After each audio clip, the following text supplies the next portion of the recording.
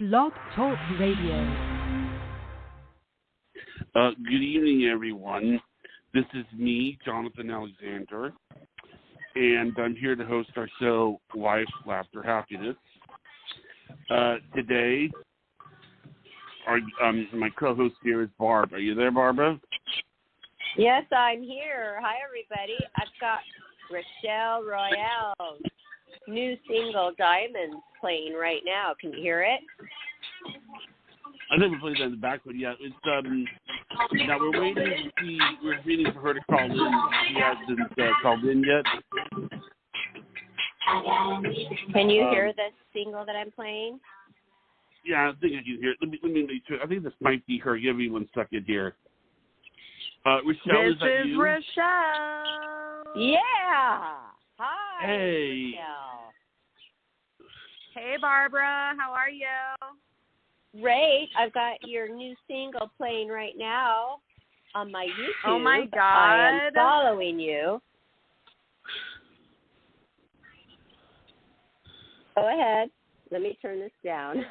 Can people hear the song, or are we going to play the song, or what do you want me to do?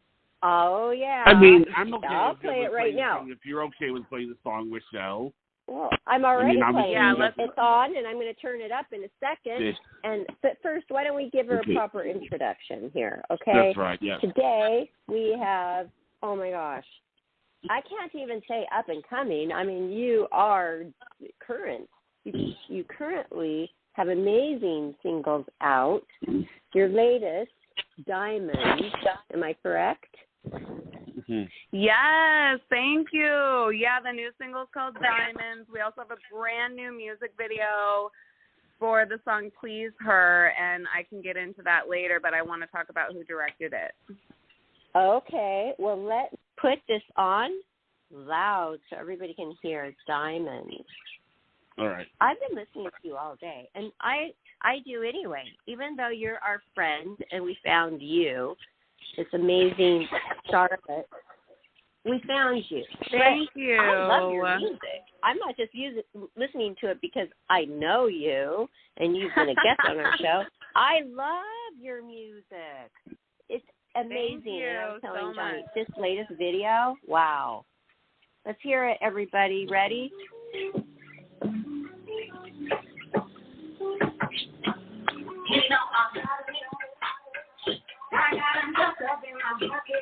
Getting up and dancing. And when he walking, looking at my I know he want it. Ooh, I got a minute brand new. Put it on the line, I just go through. Listen, I let you know so. And it's not lying for me, you don't know the answer with the time got it.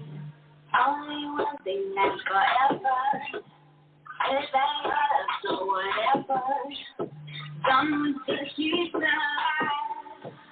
I got to forget what is mine. Give me your body. Give me your body. Give me your body. These are your things. Cause then I just want to show me.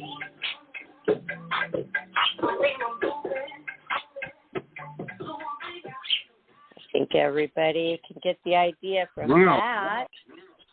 Now, it's funny amazing because I wanted to say something. You had said that because the reason we wanted to have you on was because you said that a lot of of your inspiration for your music comes from your mom. Am I right about that?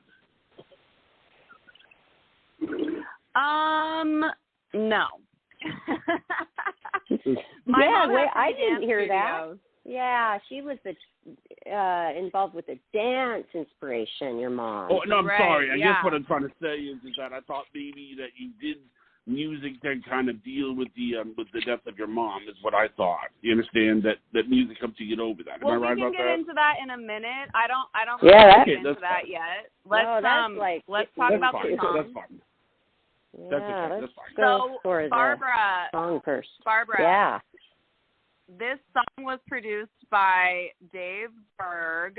He's out here in LA. He's super, super talented, and I told him that I wanted to do something really fun and upbeat, and this was last year. This was before quarantine even started. And, you know, we weren't going to even finish the song, and then it's so crazy that I ended up booking a job as a songwriter this summer for this TikTok superstar named Gabriella Valdez. Now they're calling her Vella, Vella. And I wrote 7 songs for this girl, Gabriella. So I'm in the studio with a full band for 3 months, and she just released her first single, which I wrote, and her music video has already hit over 1 million views. It's so crazy. And I just thought to myself, I'm in the studio. I might as well work on my stuff then if everyone is still working during quarantine. And so I hit up Dave and I asked him if he was comfortable. And so we went back to the studio and we finished the song like during quarantine, which was so bizarre and crazy because it just, you know, it was so scary because you want to stay home. You want to stay, you know, just hidden away from the world. But it was really just the universe was like, we're going to give you these opportunities during this crazy time in the world. So yeah, it was lined up for you. And yeah, it was such a great. Sometimes people in a bad situation, the world pandemic, some people are doing better, and you sound like you're one of them. And it seems like the artists are doing better because it gave them like a little window or an avenue, a different direction to be able to create more, have more time, have a solitude, an area where they can, you know, dive in a little deeper. And so this is wonderful for you. I mean, it's sad for a lot of people in the world with coronavirus. Exactly. It is so sad, but it's kind of like we kind of are called to put art out to kind of distract people from the sadness. It's like art makes us feel better. And I just can't believe that I had the opportunity to do music in such a crazy time. So exactly. Yeah. And I don't know a lot about the music business because I'm not into it, but I know what I like. And I love your latest video. Were you in Malibu shooting that for your latest? And tell us the title of that song. So the music video, my friend, she does real estate, and she was able to get us a house for free to shoot at. And that was not in Malibu. It was just like in the LA area. And my friends, Ricky Palomino and Matt Cady, both came in and directed this video. They are known for choreographing for Dancing with the Stars. Matt literally just did the Madam X tour. He was the main choreographer on the Madam X tour for Madonna. Ricky has choreographed for Asia Monet Ray from, you know, when she was little, she was known from the show Dance Moms, and now she's a huge TikTok influencer. So they've just done so much work in the dance industry, and they happen to be my friends. And we came together also during quarantine and said, hey, let's do something creative as friends. And I just, you know, they brought their A game and they brought these 3 dancers onto set, and it was just amazing. And the whole concept for the Please Her music video is we need to protect women. We need to treat them right, men. Like, respect. Listen to us. We have feelings, and we're not crazy. We are not crazy. Men make us crazy. And it's funny because during quarantine, men have had the opportunity to be more emotional and to be more public and vocal about their emotions, because right now everyone has a podcast about mental health. So I'm actually excited to see the men kind of like have a space where they can start talking about why they're such assholes. Yeah. So it's cool. I know a lot of them who have said, oh, I've got to be careful because of the Me Too movement. Yeah, well, you're just realizing now to be careful? hey, for your own self, how about be careful because you need to treat women with respect? I mean, come on. I've heard that, Rachelle. Wow. Yeah. Every single time you come back on the show, you're telling us some amazing new, like, what is the word? I am just like women empowerment, for. just like a message for women, I think is my main goal, is to constantly promote women and just make sure that girls know that we have the power to thrive and that men need to allow us to be powerful. And why do you have that feeling where you really want to stand up for women? Is it because you're one of them in this hard industry? I've been through the worst. The horror stories that you hear, I literally have physically been through terrible shit with men who have power. And so I know I'm not just an advocate just because I feel like it. I am a survivor of, all of these things that we talk about, like rape. That has happened to me. So it's not just some fantasy made up thing. It's like these men really do take advantage of their power, and it's still happening. Even now, with how scary it is for men and cancel culture, it's still happening. So that's scary. Yeah, I mean, it is scary. It's scary to go to the grocery store. It's scary to go to CVS. It's a constant anxiety to know that there are predators everywhere, but also from an internal power standpoint, like, I think that a lot of women hide their true selves because they feel ashamed or they feel stupid. And I think that that's because of this old narrative that we've had in society for so long, and now we see so many women who are in the forefront, and all different shapes, sizes, ages, races, ethnicities.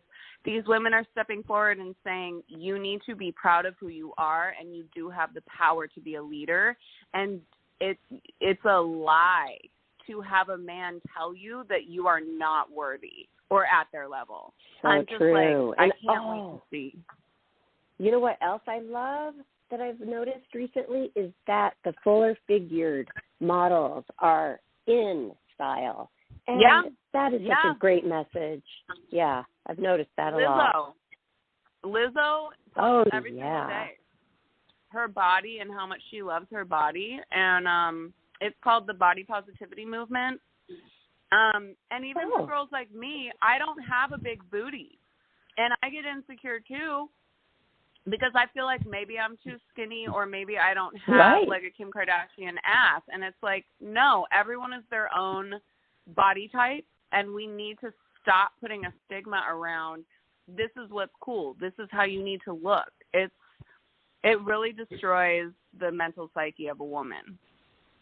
Right, because when they talk about the fuller figure, then that's putting that out there to the people who are skinny with little tiny butts. And I'm one of them. It's not our turn to it's my turn to, see how it feels to feel this. No, it's not about that. It's to be, positive and feel good about being in your skin because everybody is beautiful in their own way.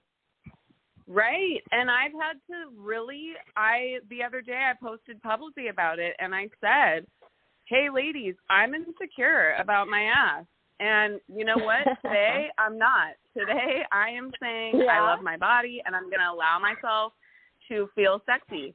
It's crazy that I don't feel sexy because of what – I mean, I actually got a retweet from a celebrity on Twitter, and her name's Victoria Modesta, and she's known as, like, the bionic woman. She does, like, a lot of high fashion posts, but she only has one leg, and she has this gorgeous, like, metal pieces for her leg that is missing, and I couldn't believe that she recognized my message. you know, and it was such a big deal to me to have somebody like that, you know, like to tweet. But yeah, I mean, hashtag to reach out, like for her to see this, or was she following followed you? Or me. She followed me. Yeah. It was. I think I used the body positivity hashtag, but it's on my Twitter feed. It's really recent. I'm wearing a unitard. It's like a cutout unitard that kind of looks like the Mugler unitard that everyone's wearing right now. And that's awesome. She followed me because of that. Oh, wow. I mean, that is amazing. And that hashtag, I've made note of that too, because I love it. And we would like to interview some of those people. But yes, so you and I are in the same boat. You know, I've always been naturally thin, and we're both dancers, and it's just, that's how we're made. But it is kind of strange how the world out there puts all these stigmas, like, okay, now it's full figures in, so now we have to all go buy butt implants? No, we don't. We do not have to do that. Right. Exactly. And then the women that have done the butt implants, they talk about how terrible it is and how it destroys their bodies. I mean, how awful. I can't imagine. Yeah, one of the women from TLC, one of the girls from TLC, she was on Wendy Williams, and she said, please don't do this, because she had to get multiple surgeries. So is it a lot different, do you know, than the breast implants? Those seem a lot less hard to deal with. You're not sitting on them all the time. I don't know. I'm sure it is more invasive, but it's just crazy that we would go to those lengths just to be what's on trend. And, you know, I just want to get through a full day without thinking about, oh no, my ass is too small. Like, really? Exactly. Yeah, but what's the difference between breast implants or butt implants? You know, when breast implants came out, everybody was, you know, not wanting to tell anybody that they did it. But then it became such a norm. And I get concerned that this is going to become a norm with the butt implants, and I can't do it. But so these are the little things and big things that we worry about as women. I mean, can you imagine if men had to worry about this stuff all the time? And what for? What for? To be attractive to the other opposite race. Well, you know what's so funny is men are super insecure, and that's why they treat women like crap, because they are insecure. You know, I mean, whether it's the size of their pee-pee, or if they're bald, or if they're not cute. I mean, men definitely go through it too. It's just they don't vocalize it, and it comes out in different ways. And that's why I think it's so great that we are starting to be public about all of these topics, and that it's okay for you guys to talk about it. Well, what songs, you just said that, did you say you wrote 9 songs for this Bella who is on TikTok? Gabriella, who they're calling Bella now. I wrote 7 songs for her album, and the first single is called Sky Without Stars, and it's over 1 million views on YouTube. Wow. I've been tweeting about her, and she's on my Instagram too. Okay. And Instagram, we have Rachelle Royale. Let me just spell it for everybody so they can make note of it. Rachele, Royale, with an E on the end. So make sure you get that spelling right. And that's Rachelle Royale Music is your IG, and your Twitter is Rachelle Royale. Okay, so that's simple. Everybody follow her right now. But I wanted to know how much of what we were just talking about with, you know, the image of our own selves and everything that's going on in the world, did you put into these songs? And what song did you put in the most that has meaning that we might not know about? The thing about Bella is she literally is Janis Joplin reincarnated. She sounds like Janis Joplin. How old is she? 17 years old. But Is this this girl, the girl who went on the show with Simon No, Cowell? I know who you're talking about. Oh, they're very okay. similar, but no, Gabriella she is a little bit more powerful than that girl. Wow. Her voice is so big. So Okay, big. that's and cool. so when I love Janis when I was Joplin. hired, when I was hired to write for her, they said, we want Etta James, we want soul, we want Motown. And so she is, 1975 all over again. And every single song totally is cool. very, soulful. I love that. Oh, that's amazing. Oh, yeah. And so how did that come about? Is this just coming about with your representation, or you as a go-getter and you're always like, I'm tweeting. Well, that's such a big part of today, social media. For you to have gotten hired to write these songs for her, how did that all come about? You're going to laugh. Our mutual friend, Chris LeVar. Yeah. He introduced me to a producer, and that's how I got the job. Wow. You never know. Yeah. You just have to stay connected and out there and talking, and just what you do, and it shows. That's amazing. You never know who you're going to come across that's going to change your life, or just give you that next stepping stone. That's amazing. I don't even know how you do it. 7 songs you just recently wrote. I'm sure there's tons more that you've written. To even write a song, that's taking so much talent. So you're a songwriter, you are a singer with an incredible voice, you're an amazing, accomplished, trained dancer, and an amazing personality. So you're really on your way. I mean, you're enjoying your moments as you go up, right? Well, okay, so, I mean, the thing with, making it and becoming a real celebrity, it's celebrity and fame, it's kind of once you're up there, I kind of personally feel like I like being where I'm at because I don't have the pressure of being famous. Because I think once you're a celebrity, everything you say and do is judged, and your schedule, you have no time to rest. You don't have a personal life. Everything's public, especially now with how quickly social media, the paparazzi. I mean, there's no privacy or anything, and you're getting condemned for every freaking thing. So for me, I'm kind of I'm really happy with where I'm at. I love putting music out and being a creative person and writing with other people and getting these cool gigs. And I'd rather buy a house than become a celebrity, honestly. If it does happen, then cool, but it is a very difficult lifestyle, and I'm not really I've heard that a lot of the people, one time I had a lady on, I think it was Sabrina Parasay, and she told me a story about how the press, they got wind of something that she did, and it turned out to be 180 degrees opposite of what happened, Right. Mhm. Oh, I'm thinking, okay, between being able to show your creativity, express, or a lot of money, or being a famous celebrity, I would say being able to express myself creatively would be the number one, because with that, you're so fulfilled. And hello, everybody, that is the bottom line here. Money cannot buy you happiness.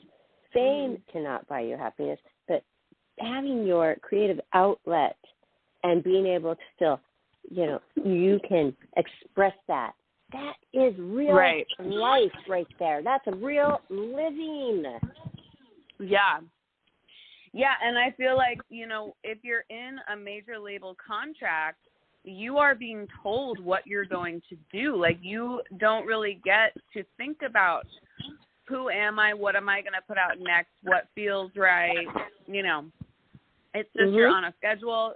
There's no stopping. You have no time to think, and you have 100 people telling you what to do. So I really am grateful for just being in a good place right now and being an independent artist and writer, and, you know, getting validation from these cool jobs that's really it for me. Of course, I would love to have more money, but I do love, it will never be enough. It doesn't matter. You know, everybody wants more. And then when you have more and more and more, so it's not the real fulfillment that is going to bring you joy in your life. That's good that you know that, because that drives a lot of people. Money drives people. But see, it's going to work perfectly for you because your creativity is what drives you, your passion, and then everything else just kind of falls right into place. And you're enjoying your money as you go along. I wanted to mention one other project that's happening right now, just so I can give these people a shout out. There's a new producer out in the world. His name is Tristan Calder, and we have been doing songs nonstop. I'm in the studio with him every Saturday, and he has been doing work for a label called Sonic Beat Records. Well, Sonic Beat Records is going to drop an album next month, and the owner, Sebastian, had me as the face of the first music video.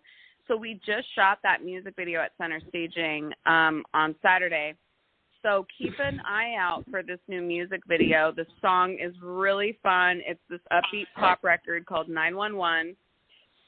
And I did 6 songs with Tristan for Sonic Beat Records. And the guy directing the video, his name is Brandon J. Hale. And he's amazing, too. And Brandon and Tristan used to be DJ partners together. Their team was called Kill the Computer. And now they're both doing their independent things. But we all, came together full circle and are doing this awesome project. And Tristan and I are dropping a brand new single called Rules. It's very sexy. It's super hot. We're getting the artwork done. We're getting the song mastered tomorrow. So, yeah, that's really exciting, too. That's a brand new thing that I'm a part of. That's really fun and exciting. This is amazing. You know what? That is wonderful. And what I also liked, I caught in the beginning of this interview when you said, hey, I'm already in the studio. Why not do my own thing? You know, you take advantage of the opportunity right there, because how much would it cost somebody who has talent but has not the money to cut anything? How much would that cost, just to give us a ballpark? Well, okay, first of all, nobody is paying for studio time anymore because everybody has their own studio at home. Oh. However, for the Gabriella album, those people were renting out a studio in Burbank, and that was really expensive. So that was kind of very old school. I haven't seen a studio rental in a really long time. But if you're recording with a producer who has indie rates, an independent song can range from, $1,500 to $5,000. If you're working with a big time name, it can go all the way up to $50,000. It just depends on who you're working with.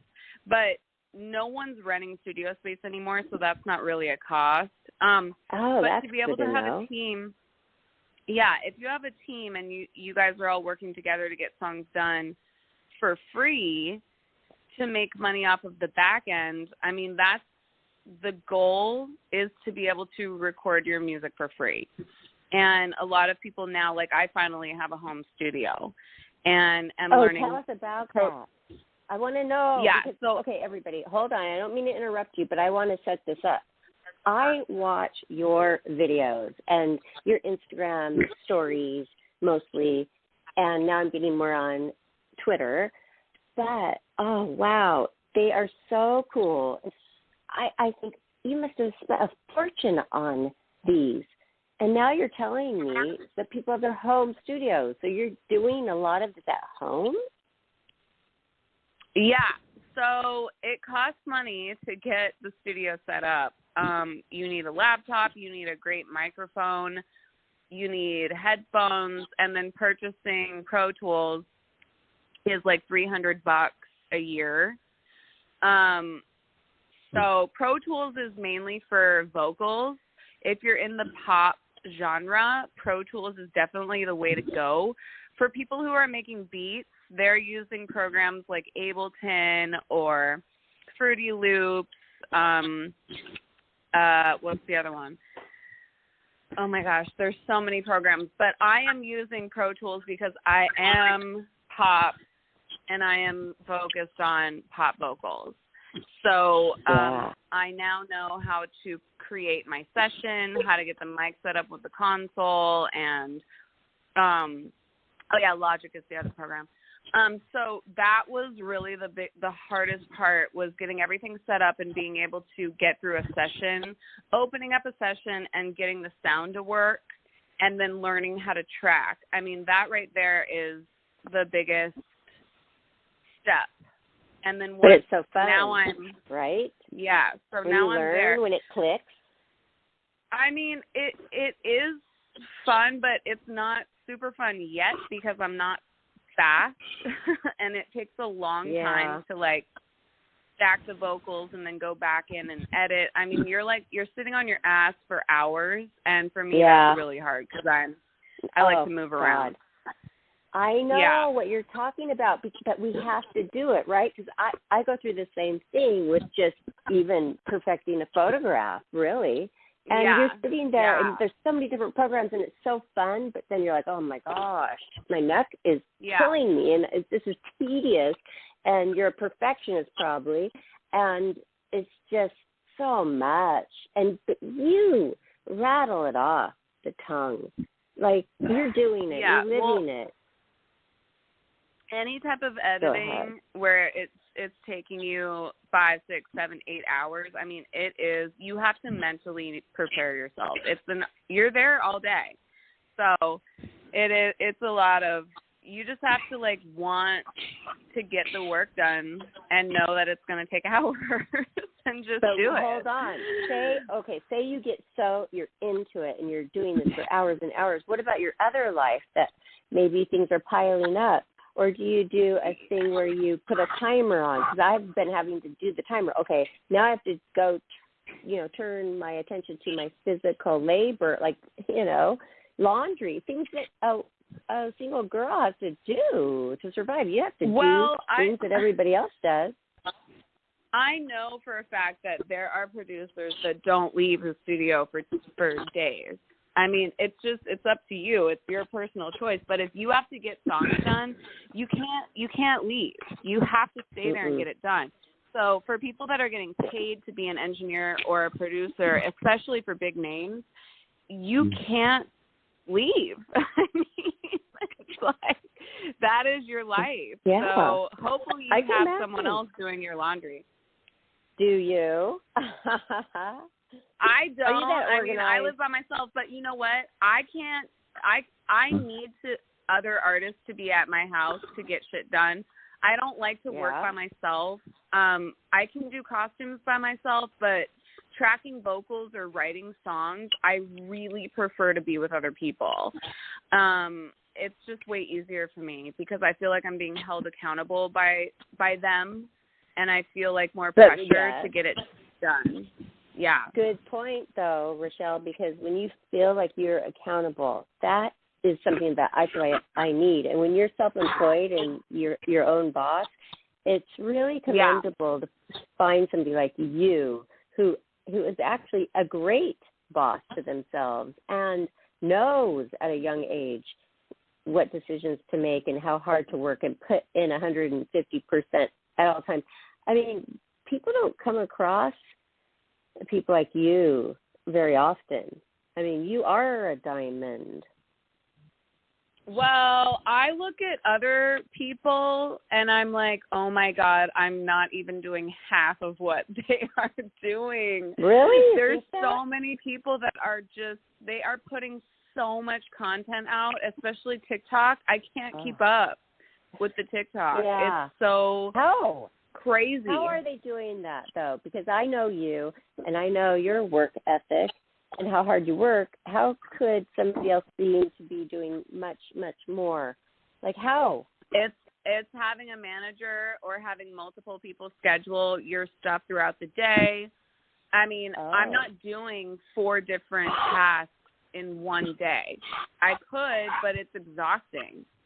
It's like, imagine spending 4 hours shooting a TikTok, edit, post it, and then spending 4 hours shooting brand new photos, or spending 8 hours on a new song. It's like, for me personally, I have to choose one. I can't do all of that in one day, but some of these artists are doing all of that in one day. I don't know. They're very consistent. Well, you just explained it. I don't think they could do it on their own, though. They have people.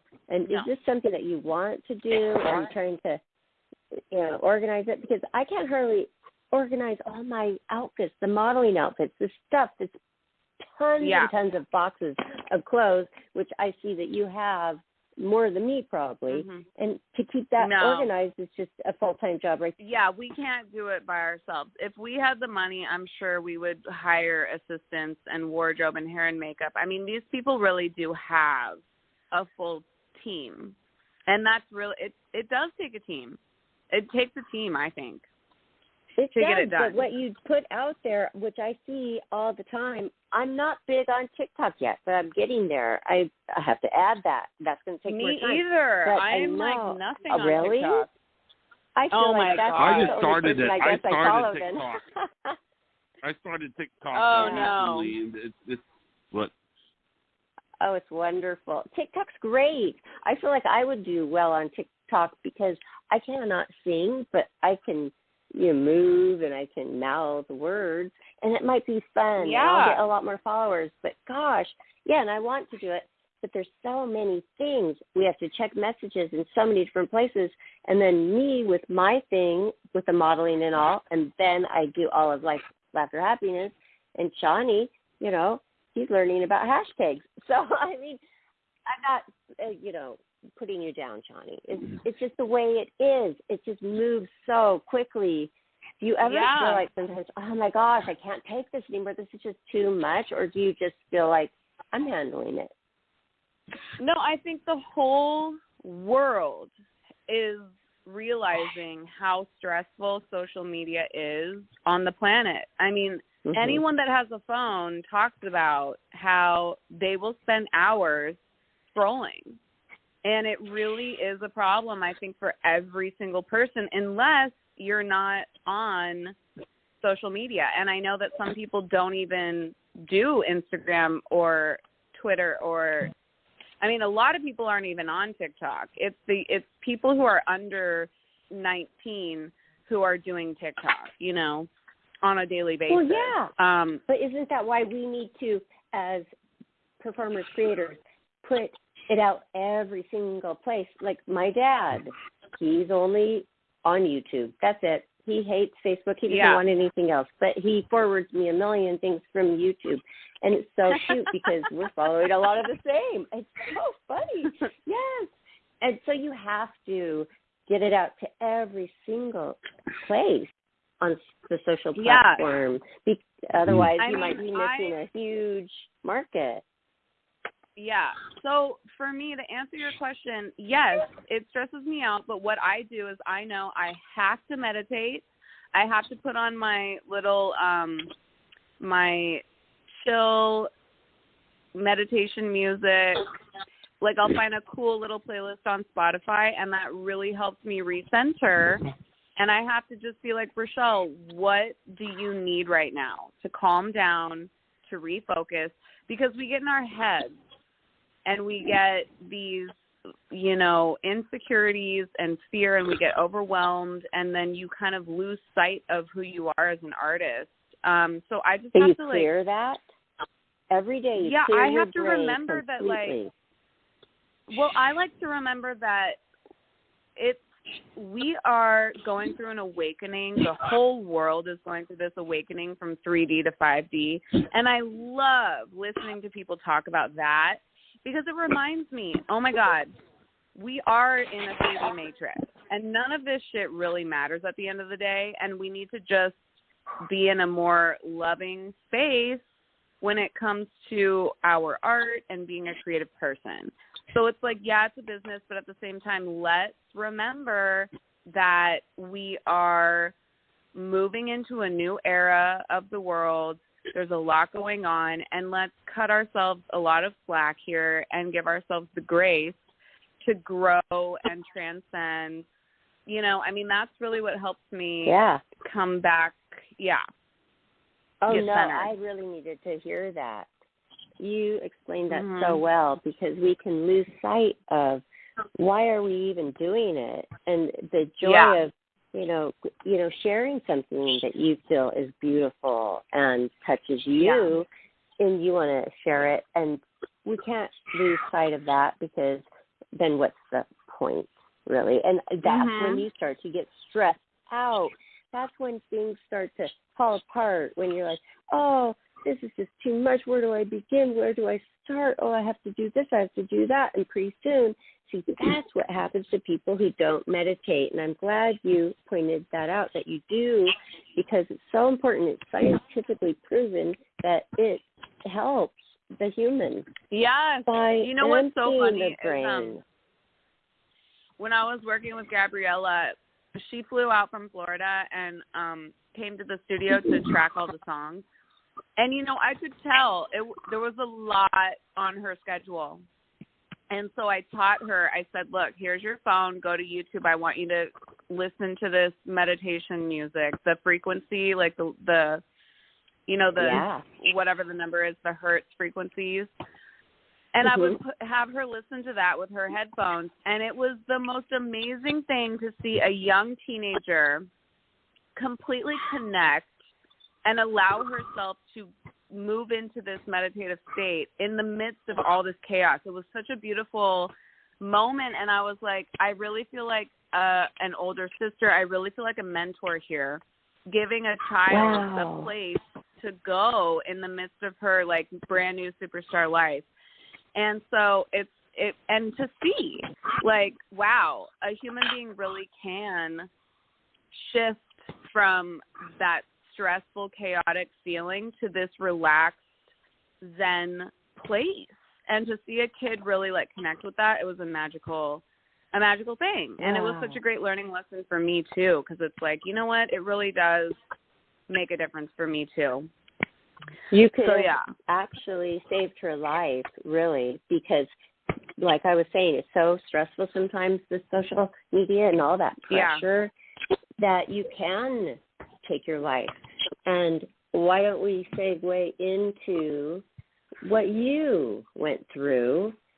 And I know it's okay. You want to talk about that a little bit today at the end of the show. Yeah. So it's so very important to put it out there, because somebody might be listening right now who is ready to take their life. And could you just talk to us about that? Yeah, and I really do want to start talking more about this topic more publicly. It's taken me, I've always spoken about it publicly, but I really want to do it more frequently. And I think that, sometimes we get afraid that people are going to say, oh, well, she's just doing that for attention, or she's just trying to be trendy or whatever it is. And it's like, no, this is my life. This is what really happened, and I do want to talk about it in order to save lives. Because, like, earlier when I asked you about it, I hope I didn't do it in a way that made you uncomfortable. I was just, I wanted to. No, it's. Well, I like to keep about it. Yeah. I just like to keep the two stories separate, because the thing about my mother is she was such a powerful. She was like the same category as like Robin Williams or Kate Spade or Anthony Bourdain, like all of these like amazing people who we saw take their own lives. Like my mom, Sue Lehner, she had 3 dance studios in the Bay Area. She was super, super just a coach, a mentor, a superstar, like, and not to mention really beautiful. And people just kind of looked at her too. Like, I've made a YouTube channel for her so her students. Yeah, Sue could see her work, Lehner. but Lehner. But her name is spelled differently. It's Sious. She changed her spelling the spelling of her name when she moved to LA so that she could stand out for auditions, which is so I like funny. That. Sue, S-O-U-I-S. Oh, that's so cute. S-I-O-U-X, like the Sioux Indians. Oh, X. Oh, cool. I-O-U-X. Yeah. I love it. I'll send you guys the link. So you lost your mom over 10 years ago, am I correct? Due to suicide. Right, yeah. Wow. But what she I was had trying to been describe a wonderful is, dancer. Well, what I'm trying to say is my mother wanted me to be a dancer. She really wanted me to be a dancer because she was my coach, and I was competing as a national competitive dancer, and that's what my career path was supposed to be. And when I told her that I wanted to be a singer, she was really against it. Like, she did not want me to do music at all whatsoever. So when Jonathan said, "Oh, you do music because of your mom," it's like, no, my mom didn't even want me to do music, like, at all. Yeah, it's like, wow. Yeah, wow. she just wanted did me to not. be a Why dancer. though? Why? But she is it well, I because guess what she I'm wanted me saying to is be that a dancer. To be a dancer? She felt, she would say, "Rachelle, you are one of the most beautiful dancers I've ever seen in my life, and I can't watch you throw it all away. Like, you can't just throw it all away." And it's like, I don't want to be a tour dancer. I don't want to be a backup dancer. That's not who I am. I want to be front and center. I want to be the singer. I want to be the star. She didn't know anything about the music industry. She was like very television, movies, dance, choreography, dance studios. Like, that was her thing. So it was like a foreign concept to her. She had no idea about music or what that would entail. That's so interesting. But, I want to interject. Hold on. I want to interject something. Okay, but here she has this daughter who's one of the most beautiful dancers she's ever seen, and then the daughter has another talent, though. Did you sing around the house? Did she hear your voice? How good you were? Didn't she think, "Oh wow, you've got something extra"? No, she didn't think that I was that good. She thought that I was not that great. So she was like literally very honest with you about her thoughts.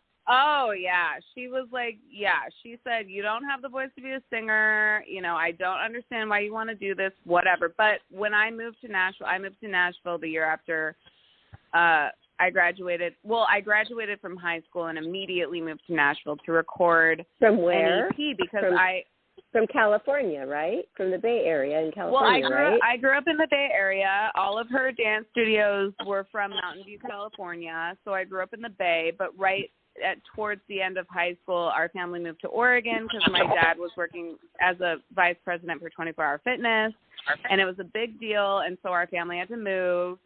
So I moved from Oregon to Nashville. I was working for Radio Disney. Horrible. Like, you thought, oh my God, how horrible is that? That was the other thing I told her. That was the other thing I told her is I said, you know, my friends have the training to go be professionals. I'm in Oregon now.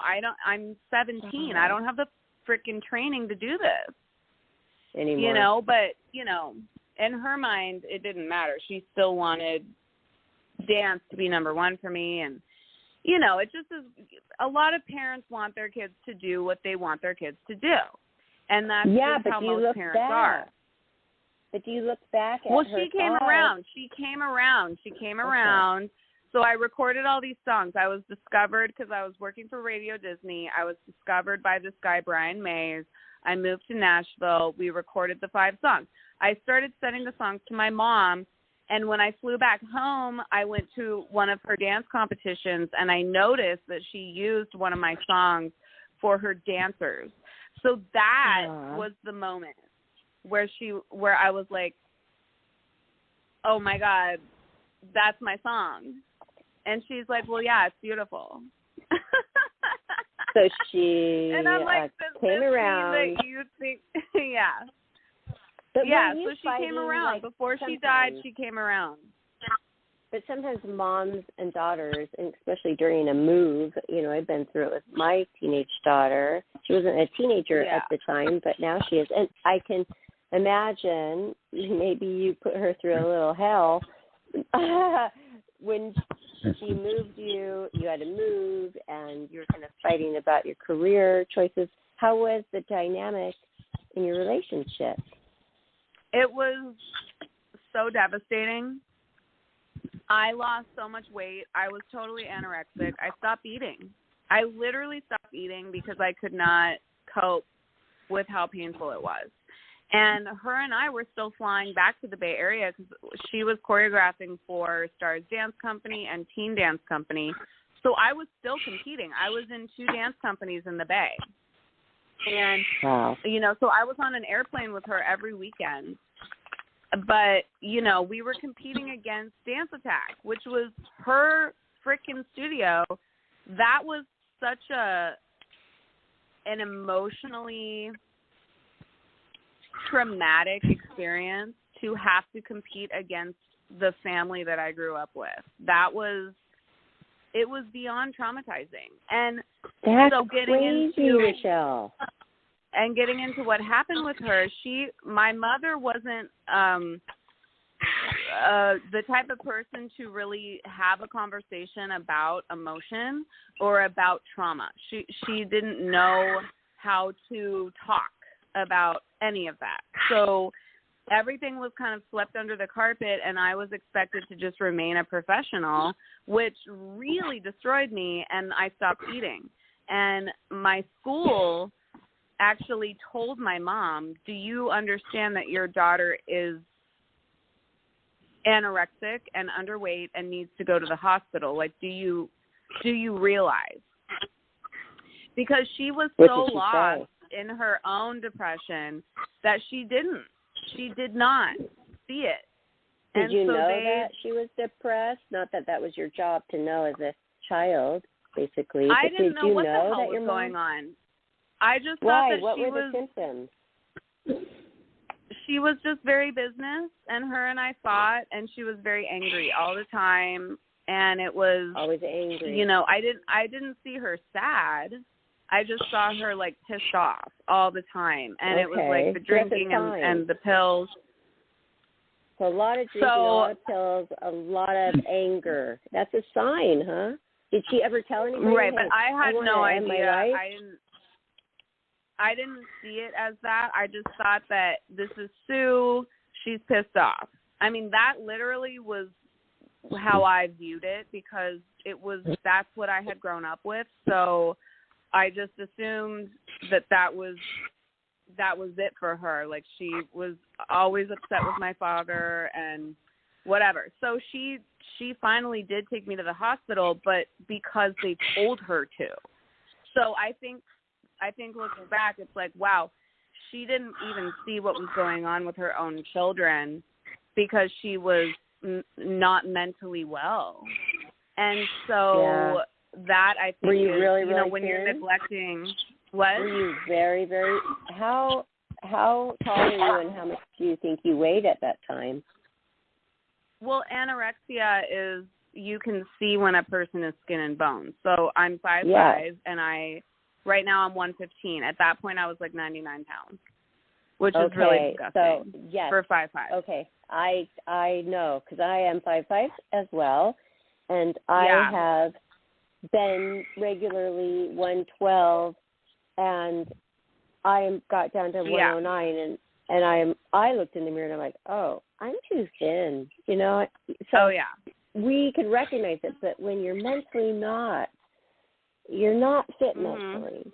You aren't. Right. And so she did not recognize that 99 pounds, I mean, that is like 10 pounds less than I am right now, and I am skinny right now. Yep. I cannot afford to lose 10 pounds right now. That is skin and bones. Wow. But she did not see that. What about your dad? Purpose, though. I was doing it on purpose. I wanted her to know that I was doing that on purpose, and she just wasn't seeing it. So, you know, my dad was gone all the time. My dad was not an authoritarian. He was not a parent. He was more like, everybody get drunk, everybody party, everybody have a good time. Like, he just wanted to be everyone's friend. So Mhm. there wasn't really any authority there.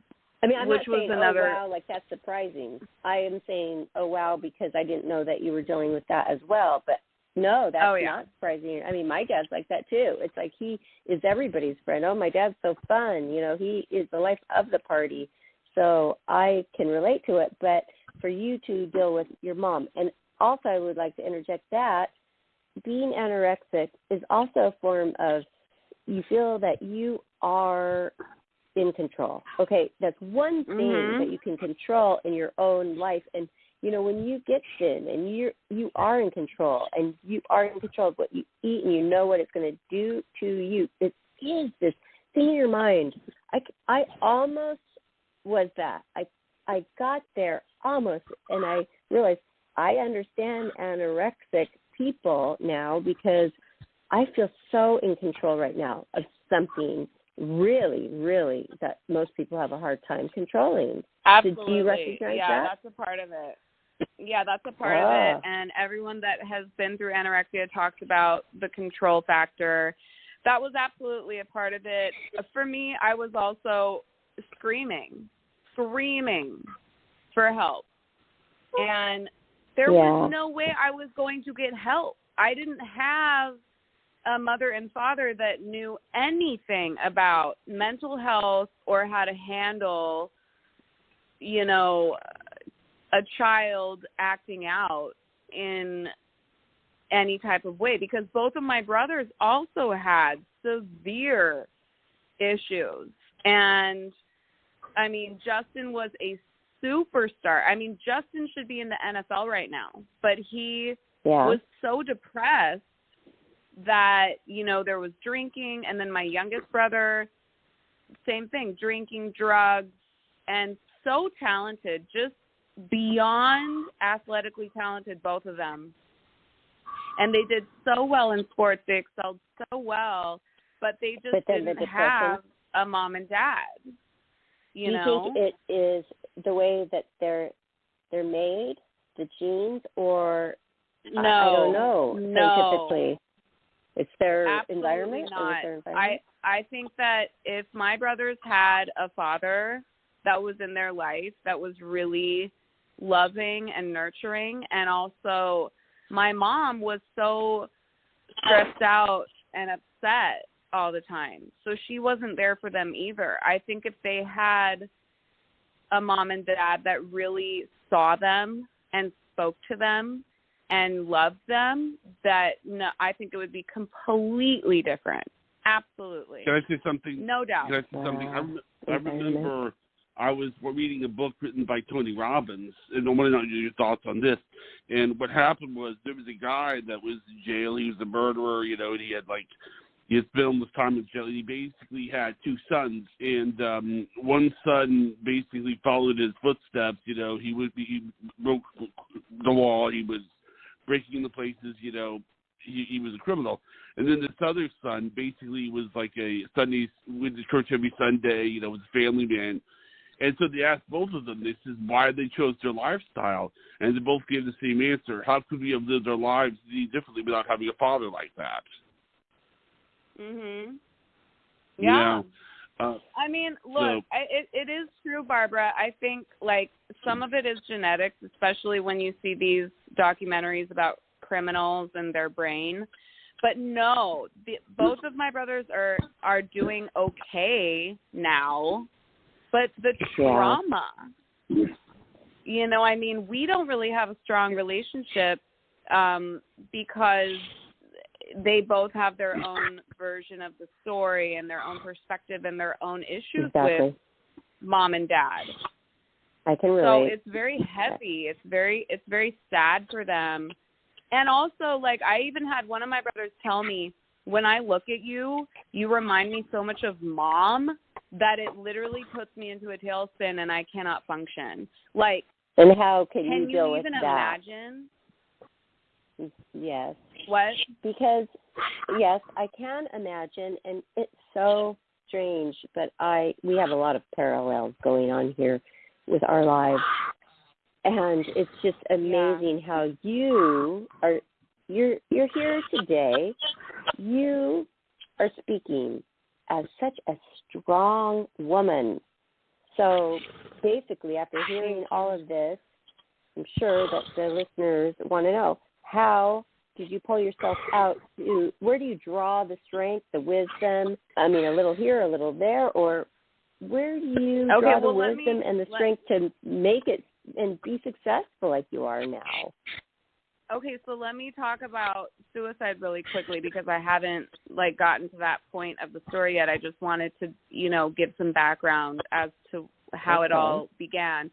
But so in my mother did write a note to my two brothers and I, and she took her own life, and it was such a shock to everyone. We had 2 memorials for her because there were thousands of people that wanted to do something to recognize what happened here. I mean, it was like, Sue? Wait, really? Sue did that? So many people were just in disbelief. Wow. And then it was kind of like, well, what happened? People want to know, how did that even happen? And it's like, okay, here's how it happens, guys. If you're silent, if you're not talking about your issues, if you have no one to turn to, it will eat you alive.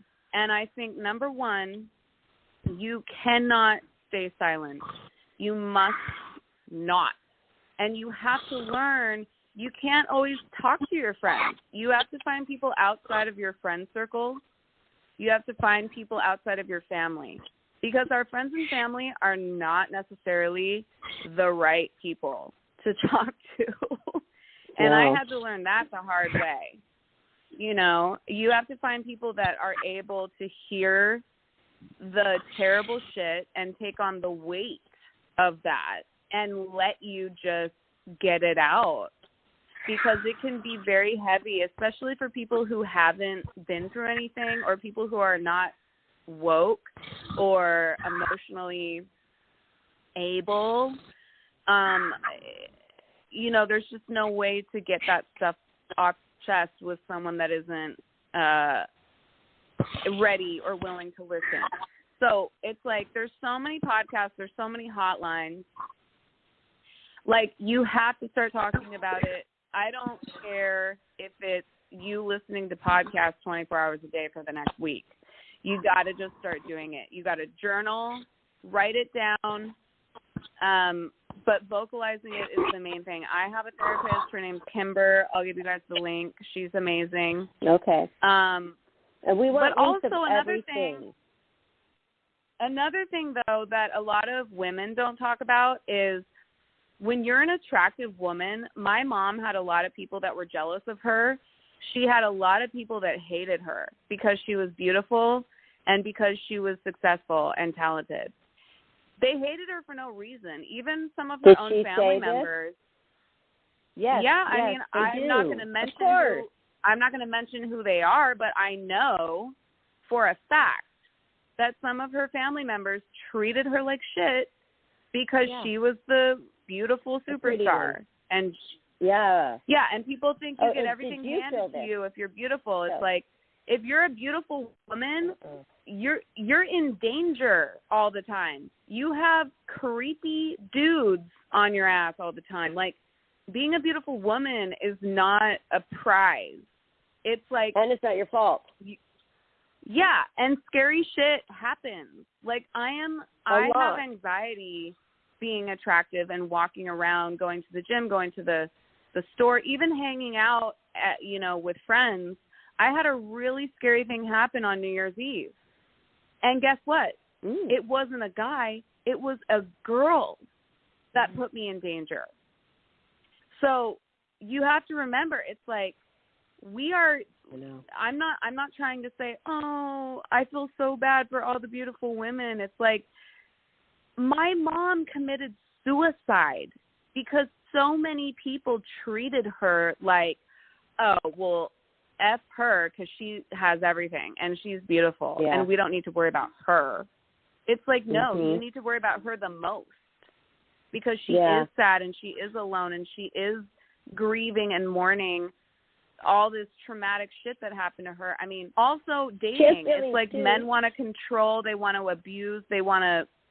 It's crazy. Like when I date men, it's crazy to see their behavior change over time. It's like they want to trap you and control you. It's I just think that it's really after. I haven't even been on a date for I think a year and a half. How long after, when you're dating somebody and it went so well and the first few months were just like blissful, and then all of a sudden right? It's always 3 months. Oh yeah. And then he starts to try. They lose their mind. You. They go crazy. Wow. They go nuts because they think that we're going to cheat on them and all these guys are like pining after us and all this shit. It's like they fall in love with you, right? So then they feel and they turn psycho. It's love, and then they get scared, and then they start making all the wrong moves after that, and they push you away, and then cycle and cycle and cycle. But then on the other hand, there are women out there that fall for this all the time. So with all your expertise in the world and life and dealing with so much and the loss of your mom, you must have something that is extraordinary out there, in there, I mean, to pull out when you need. Like, I saw a sign, but you might see it a lot more quickly than a normal person who hasn't dealt with all of this.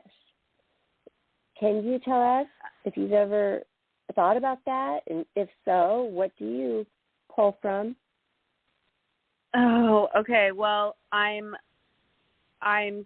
so spiritually connected, and I do think that I have guardian angels or whatever. Like, I am being guided. My mom comes to me all the time. And my friend Angela, she's like a hardcore clairvoyant. And Angela was one of the first people to tell me, your mother is taking you to your destination. Like, whatever your soul's contract is, your mom is literally taking your hand and guiding you there. And she's like, so you need to forgive your mom 100%. And when she comes to you in your dreams, you need to allow her to come to you in a more loving light and presence. And she just explained so much to me because it is really heavy. It's very emotional. But I do feel that I'm just on this train, and I'm just, this is the journey, and this is what? So have you let your mom come in a different light and in a forgiveness light? In a dream? 2 years after she died is when she started showing up, and it's been, at first it was really scary. And then there were a few moments where she came to me in a very angelic way, but I've only seen her in an angelic way like maybe 2 or 3 times. Other than that, when she shows up, she has a lot of attitude and she's very sassy with me. It's almost like she's pissed off at me when she shows up. But that's and I how think she's it's because always been, right? I mean, that's her attitude. That was how she lived. I mean, she was always pissed off, like you said. But see, I imagine her, when I think of her, it's like you've got that ruler or whatever, and you're like, what? 4, 5, 6, 7, 8. You know, you're like counting it off, and you're like, give me more. And I could just like imagine this woman, you know, and this is her. And she never felt like, okay, yeah, I am beautiful. Yeah, I'm talented. And I work my ass off, people. And nobody is, you know, everybody out there is giving me accolades except for the people who I really love, which is my family. And that must have been heartbreaking for her. You know, other people like you can see now. So in reality, what happened to her helps you to even be stronger, even though it is so tragic. And, you know, she felt like she had to take her life. That is so tragic. But you, being Rachelle Royale, you're taking it and you're turning it into something that could help people. And that is so commendable. I mean, I could be in a corner crying, and it shocks me that I'm not. I mean, I have cried a lot, obviously, and sometimes I don't know when it's going to happen, and it is still it's so not even real. It's really heavy, but it did give me, it was kind of like, you know what? Do you guys fucking see now? Do you see what you fucking did? Like, it kind of made me feel like that. Like, are you going to change now? Are you going to be more loving?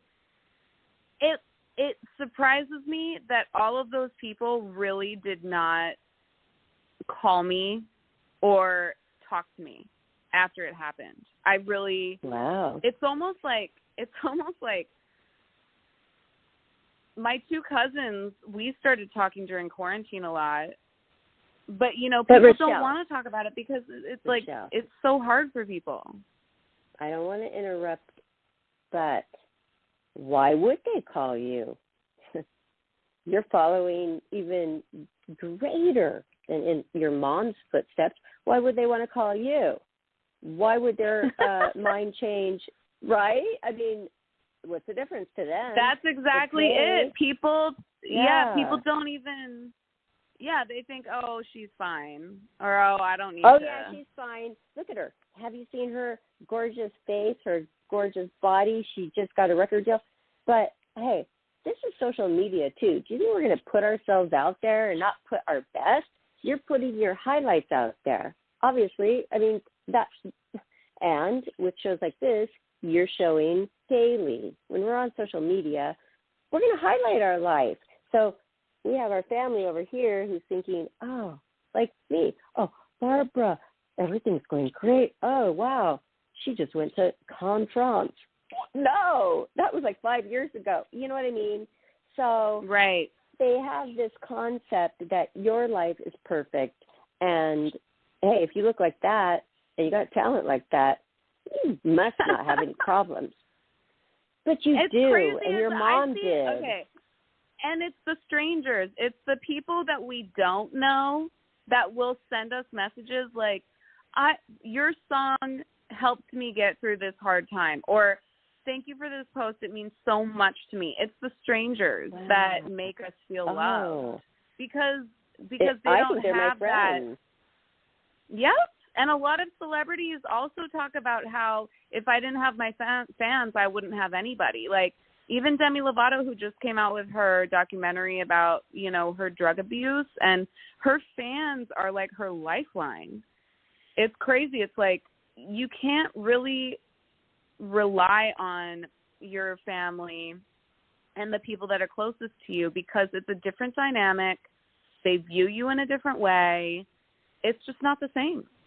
It's they like may this weird... think, oh, it's one thing after another with you. Well, hell yeah, it's one thing after another. I'm a mover and a shaker. I'm living in L.A., and I'm like, I am a celebrity here, and I'm like cutting albums, and I'm on the list. Oh, my gosh, top 100, top whatever. You were getting accolades and achievements and stuff. Of course it's one thing after another because you know what? We're living like in one day. They're living in 10 years. Right. But, you know, also for anybody listening, it's like they are not don't judge them for not getting it. Don't judge them for them treating you like shit. You got to just move on from that and have your chosen family and choose the people that love you. Choose to be around the people that lift you up. You've got to walk away from the negativity, especially if you're dealing with severe depression. Oh, my God. You have to chop it off and let it go. And let's talk about that with Johnny for a second. Johnny, you're very quiet, which is nice. I mean, I'm just kidding. Isn't that mean? God, please, Johnny, come back. That's mean. Most people say, oh, Barbara, she's so mean. But Johnny knows. Johnny knows I love him, and he's great. But I know he put himself on mute. So tell us, Johnny, how I helped you with depression. I said, no more. You call me anytime you're feeling low about anything. And I got over my phone phobia because I hate the phone. I hate phone calls. but I take from Johnny a few times a day. Johnny, are you there? I don't know what happened to him. He's never done that before. I just told him that there was a lot of background noise, and I think then he put it on mute, and I never found him to just disappear for that long unless we have callers calling in. But I'm sure he'll be back. We hope you're back, Johnny. I'm back. Anyway, I helped him with his. Okay, Johnny, I have helped my brother, and we've been discussing depression. And she has brothers who have been depressed. I have a brother who has been depressed, and dealing with that, hearing her, is very parallel. And then, so the things that I have used for him, and he's doing really well now, I'm glad to say, I used on you. Can you tell the audience how I've helped you with your depression? Well, what she does is she's always been there, and we'll be talking, and like if it's about my disability, she doesn't treat me any differently.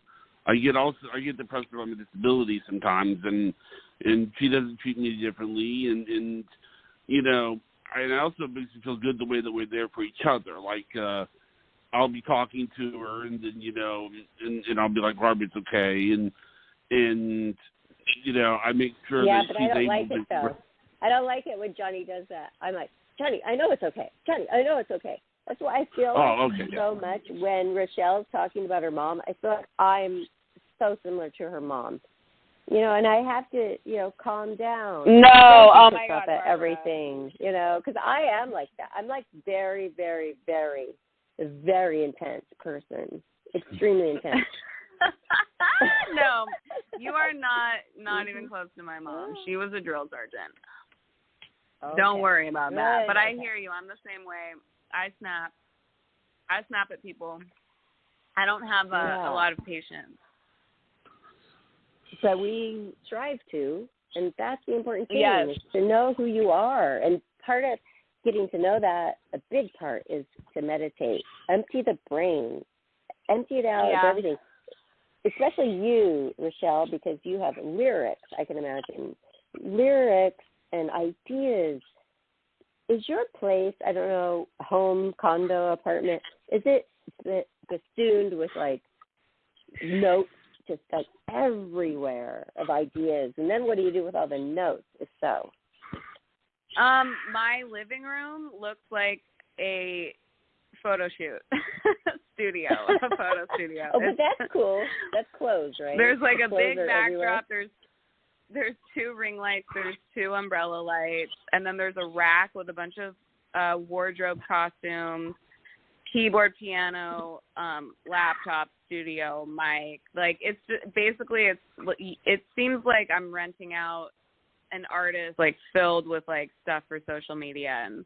I love it, music, though, and that's amazing. That's amazing. No, I have to tell everybody, watch her TikTok, watch her Instagram and Twitter posts. You're not on Facebook, I don't think, are you? Yeah, I have a Facebook, but Facebook doesn't matter anymore. No, I know. So if you watch those, I know that you weren't renting. I knew that you weren't renting anything because it's like, you have to post all the time, and you are. And tell them where we met. I don't even do that anymore, but it's better for musicians. And then Johnny found you there too, and that's how we got you on the show the first time. Mhm. Do you remember where you met me? Up Live, yeah. Yeah, Up Live. Let's do a shout out for our Up Live friends. Are you still on Up Live? Yeah. Ohio. She is, right? You're on Up Live, right, Rachelle? I'm not doing it anymore. I think it was just there's a lot of men. I wasn't comfortable. Got too sexual. Yeah, just the commentary. Because you have to put up with so much, and you just rely on friends to come and rescue you, but not all the time. They're not there all the time. So, okay, I didn't know that. But anyway, we love you, the ones that were good to us there. And onward forward, right? Onward forward, girlfriend. Yeah. So we're coming to a close. We want to go over everything, like where to find you and also your new singles.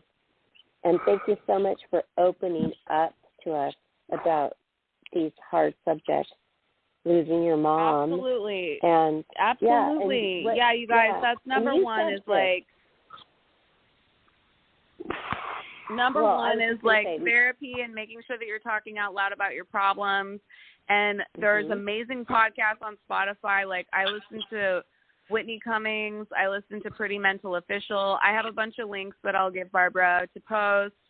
But as far as the music goes, I think, just so you guys know, it's extremely important to follow on Spotify and to subscribe on YouTube. I think actually clicking on those buttons makes such a huge difference.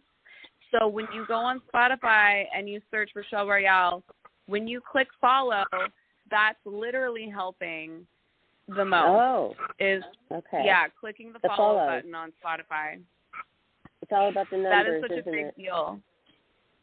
Really and then on YouTube everybody. it's Rachelle Royale Music.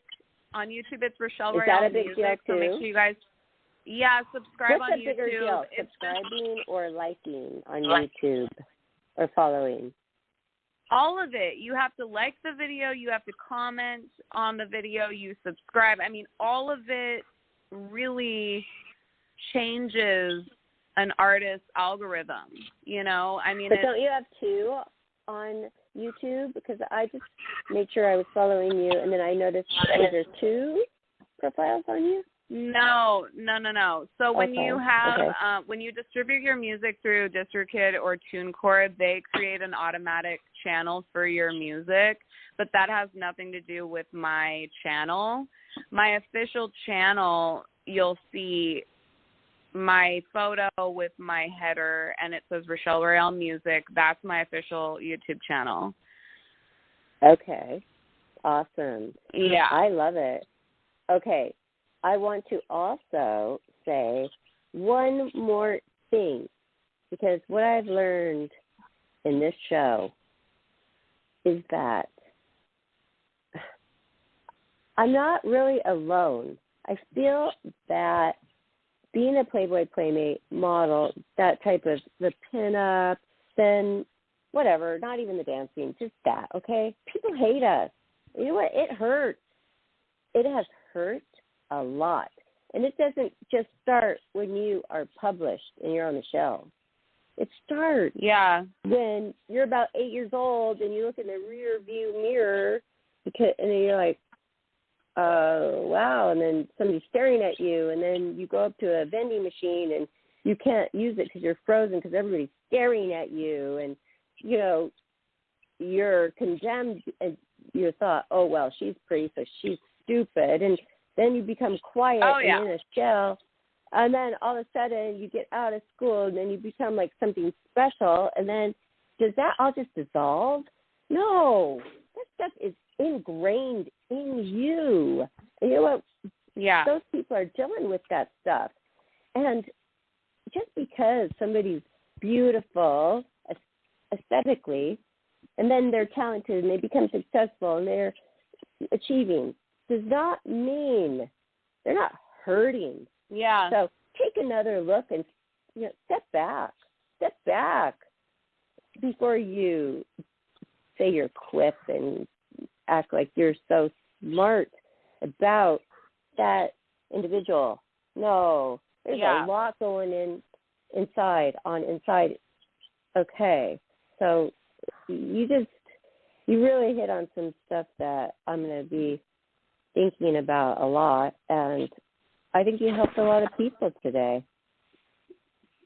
Well, you are helping me, and all of you guys are helping as well by letting me talk about it, and I'm really grateful for that this is such a safe space to be able to, you know, really say the truth. And it really does help. It makes me feel better, and I'm probably going to have a great rest of my day just because of this. So, yes, you know, I love are. both of and, you. Oh, I want to ask you something. Okay, when Johnny comes and visits, because I've never even met Johnny, my co-host for almost 2 years now in Florida, and I'm in LA. When Johnny, in COVID, he couldn't come visit. He had to cancel his flight and everything. When he comes to visit, can we stop by and maybe do a little 5-minute TikTok video with you? Yes, of course. In your studio? In your home Absolutely. studio? That would be awesome. Of course. I mean, you know, I got to ask. That would be awesome. Right, Johnny? You know what else would be so much fun? Yeah. I have a really big celebrity that lives here in my building. He's a famous jiu-jitsu choreographer, fighter, trainer. Oh. He trains all the celebrities. And his name's Egan Machado. So when you guys come to visit, I'll text him and see if we can, you know, get a photo with him. He's so awesome. You guys. Oh my gosh! Please tell him, Ethan, that the only thing that I loved in martial arts, I tried karate. Don't like it. Is that style jiu-jitsu? Yes, and I learned it. I know how to grab the guy's head judo? with my Is that legs judo? and choke him out, and I almost choked the instructor out. Is that judo? Awesome. Is she talking about judo? No, it's jiu-jitsu. not judo. It's jiu-jitsu. I'll send you his Instagram right now. His name's Egan Machado. The Machado brothers are super famous. He's won a bunch of world championships. I'm curious, is that the same thing that Jean LaBelle does, or does Jean LaBelle do something else?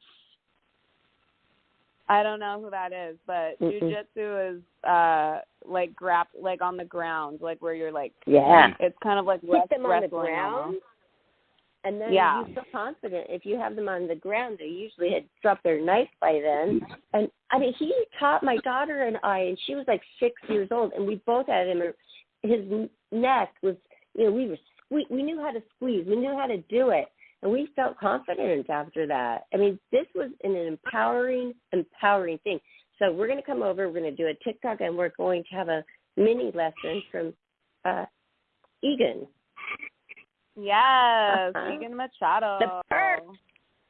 Yeah, love it. Well, thank you so much, Rachelle, for coming on again. Thank you. We're so excited for you with your continued success and all your endeavors, and may the universe keep bringing you all of that inspiration like it has.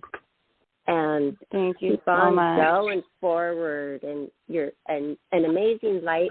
We would love all of our listeners to please follow, and also go buy your music. You're on Spotify, you have your YouTube channel, you're on Instagram and Twitter.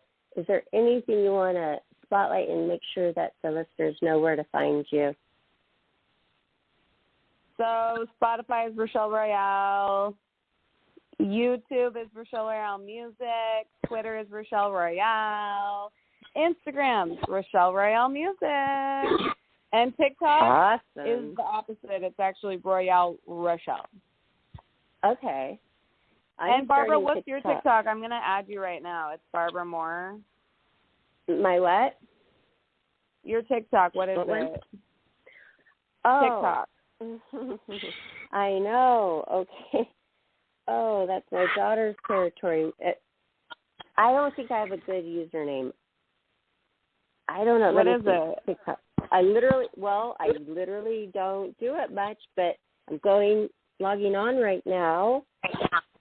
Okay, I'm logging on right now. I know, I'm not a TikTok. Okay, it says Barbara. Okay, Barbara at Barbara Moore 123. Oh, that's clever, Barbara. I should have done Barbara Moore 10. Maybe I tried and somebody had it. I don't know. I hope I can change that to Barbara Moore 10. Oh, Barbara Moore 123. I mean, that's cool. What? Wait, but it says your account's private. It says it's private. Oh, okay. Well, see, everybody, my TikTok you is can the start and you can. No, I'm just saying, everybody. There's a beginning to everything. I'm just starting on TikTok, and I'm out there on social media a lot. But TikTok's new. for me. For your first TikTok video, I'm going to look at your Instagram, Barbara. And just take a video from your Instagram and post it on there for now. Okay, because what I did is I sent a lot of people the promo for tonight to listen to you live on Twitter a couple times this morning and then also on Instagram. And then I noticed you weren't on Facebook, which is totally cool because I'm ready to leave Facebook soon. I mean, I can't even believe them, but I hear Clubhouse is cool.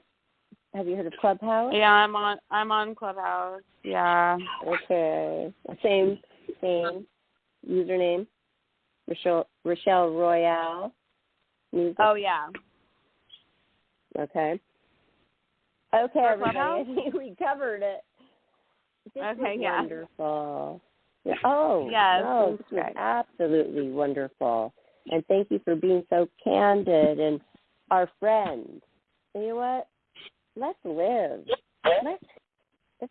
Yes, let's live. We have been blessed. And you know what? I'm not going to feel guilty over that. Oh, just because somebody over here and over there is depressed over it, I'm not going to let that take me down. I'll help pick them up.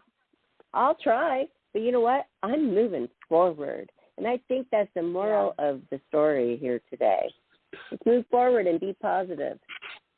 Yes, absolutely. 100%. Any more shout-outs to friends or coworkers? I think I covered I'll shout everybody. out Johnny. Okay, Yeah, love Johnny. you guys. And hey, have your friends follow me too, Barbara Moore 10 on Twitter. I love Twitter now. I used to hate it, and I'm loving it now.